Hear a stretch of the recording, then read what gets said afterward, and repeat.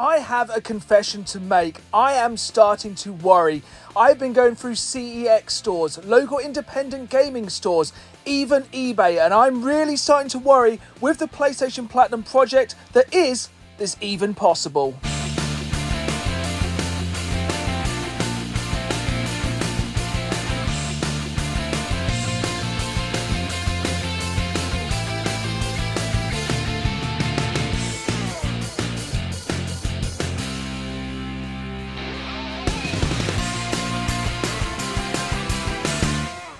Again, folks, and welcome back to another episode of the PlayStation Platinum Project. And I've got to be honest with all you viewers, I am starting to worry.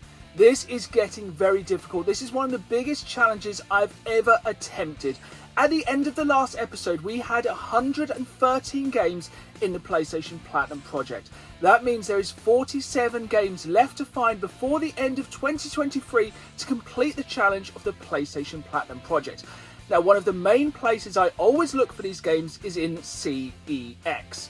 And so far, we've had loads of luck. But I'm going to break it down into the numbers. So there's 47 games remaining that I need for the PlayStation Platinum Project. Now, CEX sell 134 different PlayStation 1 Platinum games, which is pretty good. That's a very large majority of the games in the 160. But the problem is, there's only 62 of these games in stock UK-wide. And even more of a problem, of these 62 games, I only need 7.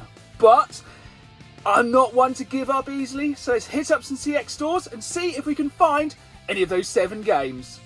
Just before we head to CX, I want to remind you folks, if you enjoyed this episode, please hit the like button and please subscribe, as I put these episodes out quite sporadically. But if you ever do miss an episode, not to worry, they're all in a playlist which I'll link in the description below. So let's see if we can find any Platinum games we need for the PlayStation Platinum Project in CEX. And spoiler alert, recently I was on holiday in Wales and went to 3 brand new CEX stores for the crazy world of CEX. So you will see these stores in an upcoming episode of that. Now, unfortunately, there was no games I needed for the PlayStation Platinum Project in the first CEX store in Wrexham. Next up, we went to Bangor, and again, sadly, there was a PlayStation 1 section and some Platinum games again, but nothing we needed for the PlayStation Platinum Project. As I said, it's getting harder and harder to find these games in CEX, and as we get close to that 160 games, it's only going to get even harder. But not to worry, there's still some games I do need in CEX, and good old Kings Lynn finally came in for us on the 3rd store I attempted to look for PlayStation 1 Platinum games in. I managed to find one we needed for the PlayStation Platinum Project, not Resident Evil, more on that one later in this episode. It was Legacy of Kain Soul Reaver. A £10 game, but one we desperately needed for the PlayStation Platinum Project. It was complete with manual, there was a manual behind the desk, and to be able to add another game from the CX store onto the PlayStation Platinum Project for just £10 is definitely a win. Here we are then, back in the games room from multiple CEX stores. And yes, the odds may be against me. There's only 7 games that I still need in CX, and we have one in this bag here. Now, yes, I could go online and order these remaining games, but part of the fun of it for me is going to the stores and finding these games. Finding games such as Legacy of Kain Soul Reaver, which at the start of the PlayStation Platinum Project was a £15 game and is now down to just £10, which is a good thing. At the end of the day, a lot of the time the CX prices for these games are the cheapest way to buy these games. It's just a shame that most of the games I need now I've already bought from CX. I've said from the start of the PlayStation Platinum Project, it is you, the viewers, that have the power to make this series a success. Whether that's from viewing the channel, commenting, sharing the video, or even better, from making trades for the PlayStation Platinum Project. This is one of the biggest ways I wanted to build the PlayStation Platinum Project, with trading with you folks, the viewers. And that's exactly what I've done this time, as we have 2 more games traded to cross off the list. Let's jump into this trade box then. So this is from Piotr, I hope I'm pronouncing that correctly, a viewer of the channel, and I have to say these were packaged absolutely amazingly. These games are in fantastic condition, and these are the kind of games I love to add to the PlayStation Platinum Project, as I'm going for quality as well as quantity. These are both complete and in absolutely amazing condition. Now, I wouldn't say these were uncommon games, but it has got to this point in the PlayStation Platinum project and we're finding them, so it does say something about how rare these games are. So first off, we have 007, The World Is Not Enough, and frankly, I'm amazed I haven't found this game yet. You would think with a licensed movie game, I would have found this absolutely years ago, but evidently not. But now it's really good to add to the collection. This is the final Bond game I needed to cross off the PlayStation Platinum project. The second game in this trade is from a genre of games which I kind of strayed away from on the PlayStation 1 for the simple reason I'm not very good at them. They are beaten up games, and this is Battle Arena Toshinden. Now, one of the main things about the PlayStation Platinum project is I wanted to go back and experience some of these games again, or in the case of games like this, to experience them for the very first time. And that's exactly what we're going to do now. For the first time ever, I'm going to play Battle Arena Toshinden.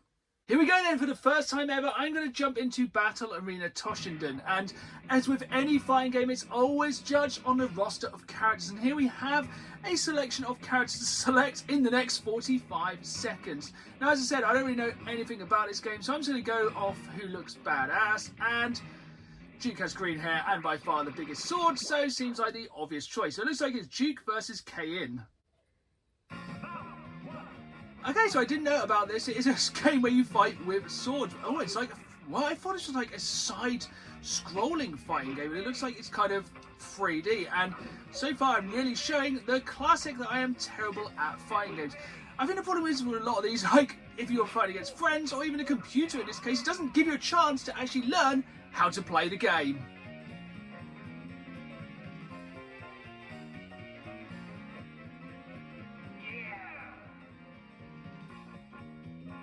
Okay, so I'm going to have to try and avenge that first bout because that was kind of pitiful. But I don't actually know how to play this game. Like, that's the thing I think with a lot of beat 'em up and fighting games. They just have a very intense learning curve, and I don't think I even saw a tutorial for this game, which just makes it seem even harder. But graphically, this is one of the most impressive games I have seen on the PS1, especially for what appeared to be a side-scrolling kind of beat-up game. To be like a 3D arena fighting game is very good, but at the same time, this has an absolutely crushing difficulty, or it's just the fact I am, as per usual, terrible at fighting games.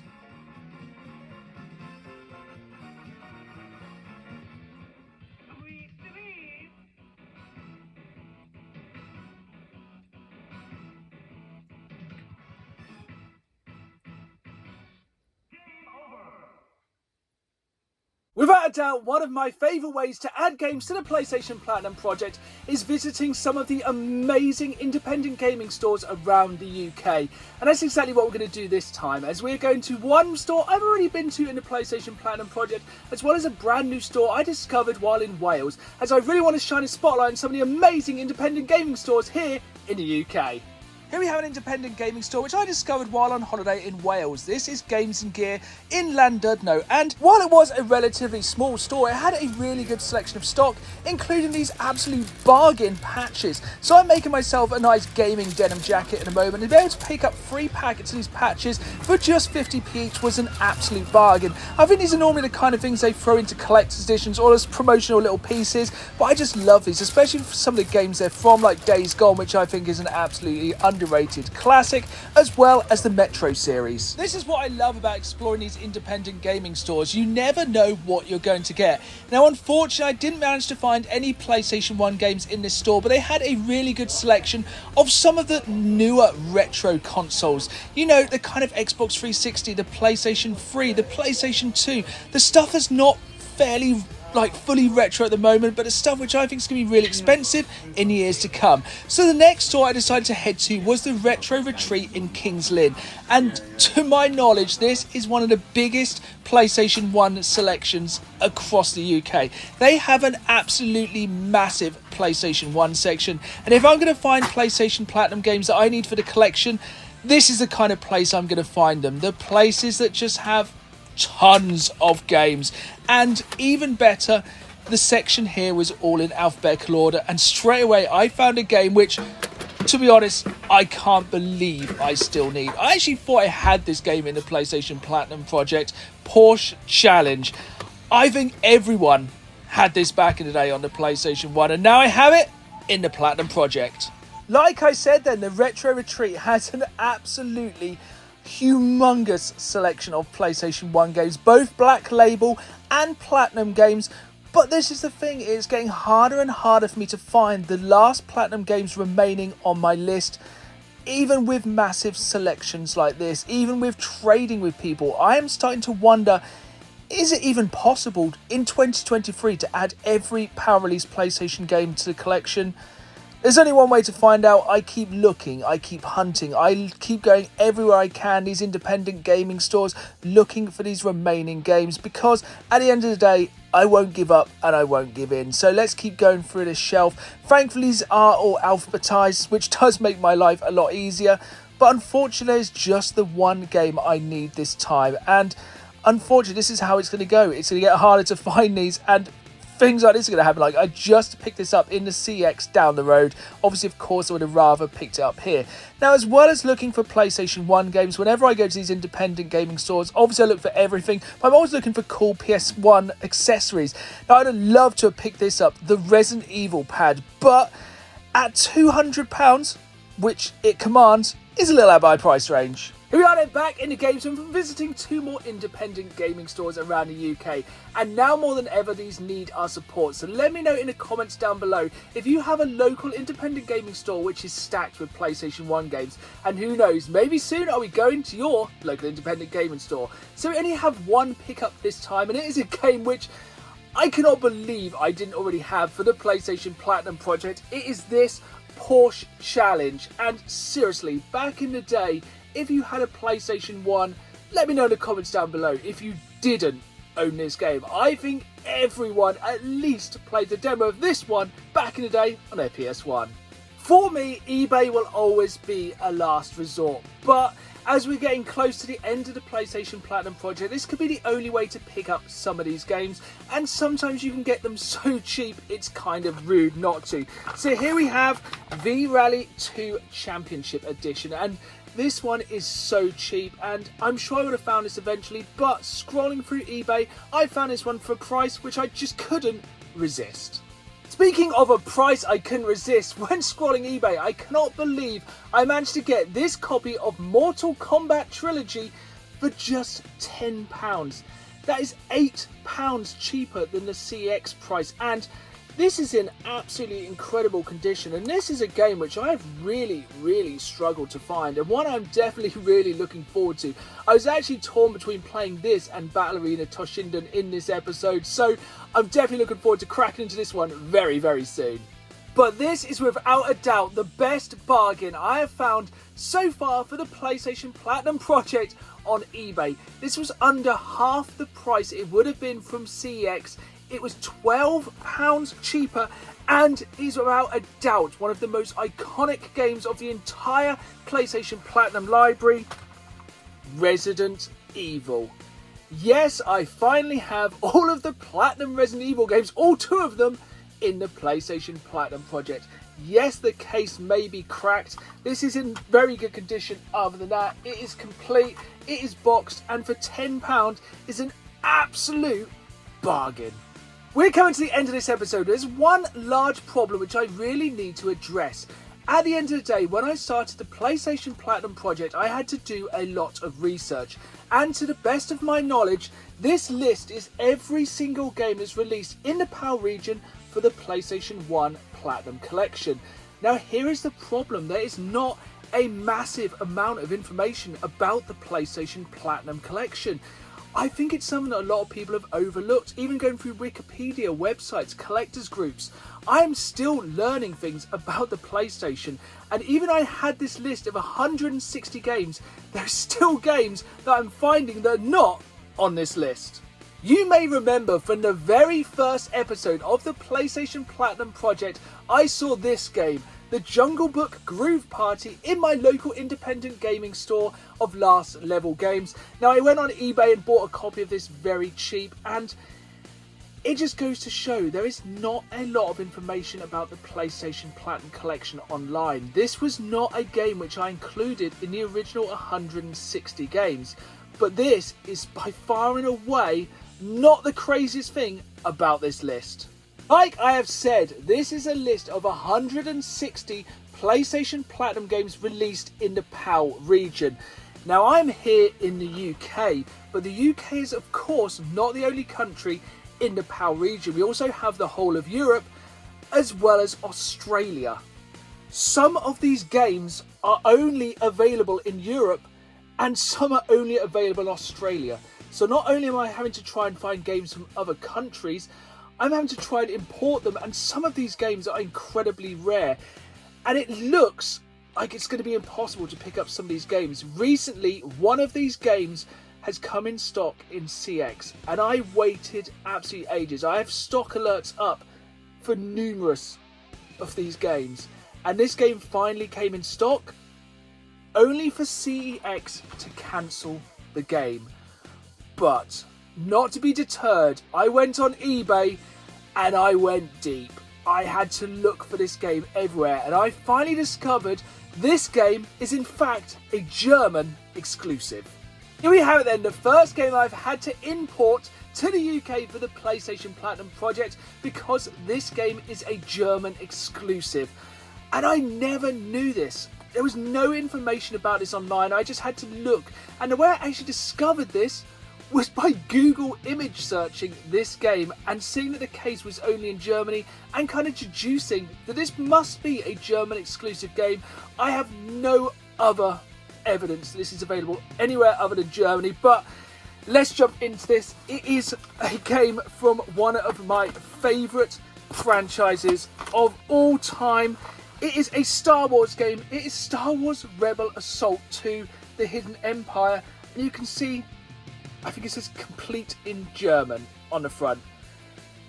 And all of the writing on this game is in German, to which I can only deduce this must be an exclusively German release.